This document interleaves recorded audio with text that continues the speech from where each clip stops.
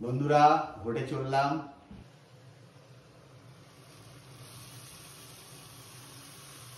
এই যে আমার ভোট দেওয়া হয়ে গেছে। নমস্কার বন্ধুরা, স্বপ্নের ঘরকন্যা চ্যানেলে আর একটা নতুন ভিডিওতে আপনাদের সকলকে স্বাগত জানাই। আজকের ভিডিওটা আমি সকাল থেকেই শুরু করছি।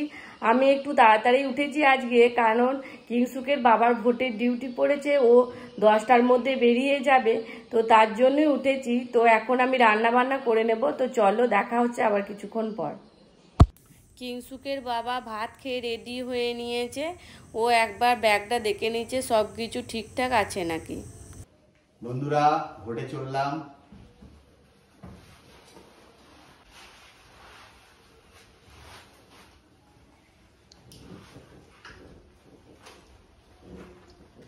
কিংসুকের বাবার এবছরে ভোটটা বাড়ির কাছেই পড়েছে, বোলপুরে।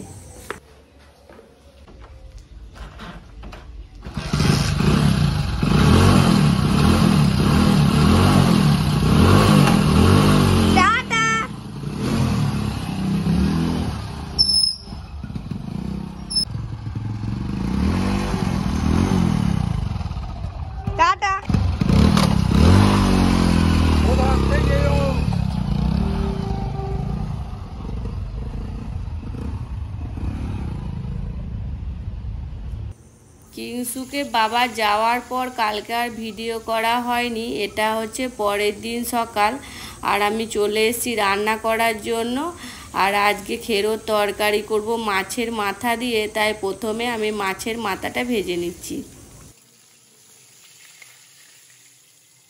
মাছের মাথাটা আমার ভাজা হয়ে গেছে, এখন আমি তুলে নেব।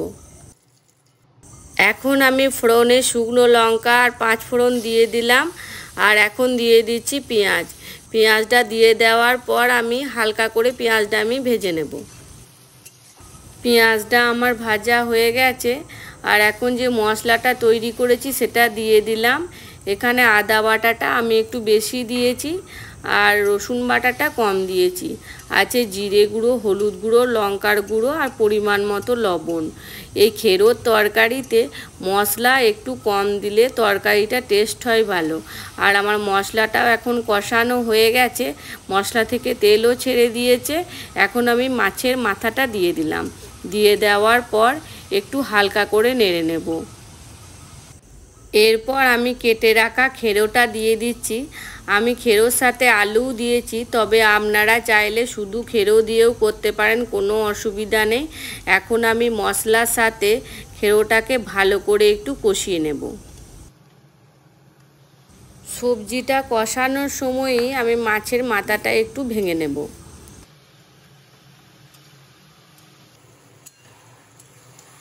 খেরোটা কষানোর সময় খেরো থেকে অনেকটা জল বেরিয়েছে, তাই আমি একটু ঢাকা দিয়ে দেব। এই সময় খেরোটা কিছুটা সেদ্ধ হয়ে যাবে। 3 মিনিট হয়ে যাওয়ার পর এখন আমি ঢাকনাটা খুলে দিলাম, আর খেরো থেকে জলটা আমার একদম শুকিয়ে গেছে। তবে যখন ঢাকা দেওয়া ছিল তখন ঢাকনাটা খুলে আমি মাঝে মাঝে একটু করে নাড়িয়ে দিয়েছিলাম, না হলে খেরোটা তলে লেগে যেত। আর খেরোটা সেদ্ধ হওয়ার জন্য এখন আমি পরিমাণ মতো জল দিয়ে খুন্তি দিয়ে একটু নেড়ে দিলাম। নেড়ে দেওয়ার পর আমি আবারও ঢাকা দিয়ে দিলাম সেদ্ধ হওয়ার জন্য। এখন আমি তরকারিটা নামানোর আগে পরিমাণ মতো চিনি দিয়ে দিলাম। তবে চিনিটা আগে দিয়ে দিলে খেরোটা সেদ্ধ হবে না, তার জন্য আমি চিনিটা পরেই দিলাম। আর এখন আমি চিনির সাথে তরকারিটা একটু ভালো করে মিশিয়ে নেব।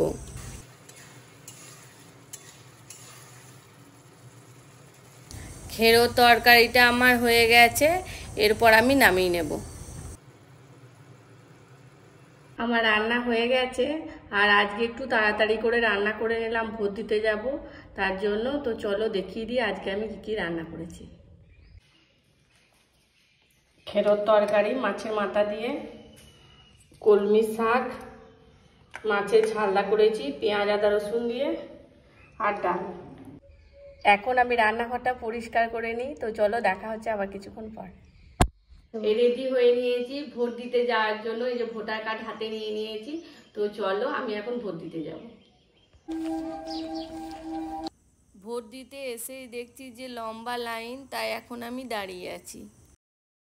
এই যে আমার ভোট দেওয়া হয়ে গেছে, তো ওখানে সেরকম দেখাতে পারলাম না, ফোন নিয়ে যাওয়া মানে অসুবিধা, তার জন্য।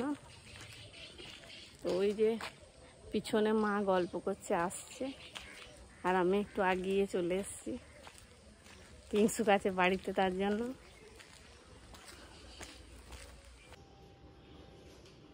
ভোট দিয়ে বাড়ি চলে এলাম, আর আজকে তো প্রচন্ড গরম।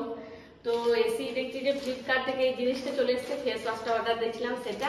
তো চলো এখন আমি স্নান করে নেবো, দেখা হচ্ছে আবার কিছুক্ষণ পর। আবার চলে এসেছি আপনাদের সামনে, আর এখন ঘড়িতে ওই 9:30টার মতো বাজছে, আর এদিকে কিংসুকের বাবা চলে এসছে। তো দাঁড়ান ভালো করে দেখাই কি করে আসছে ও।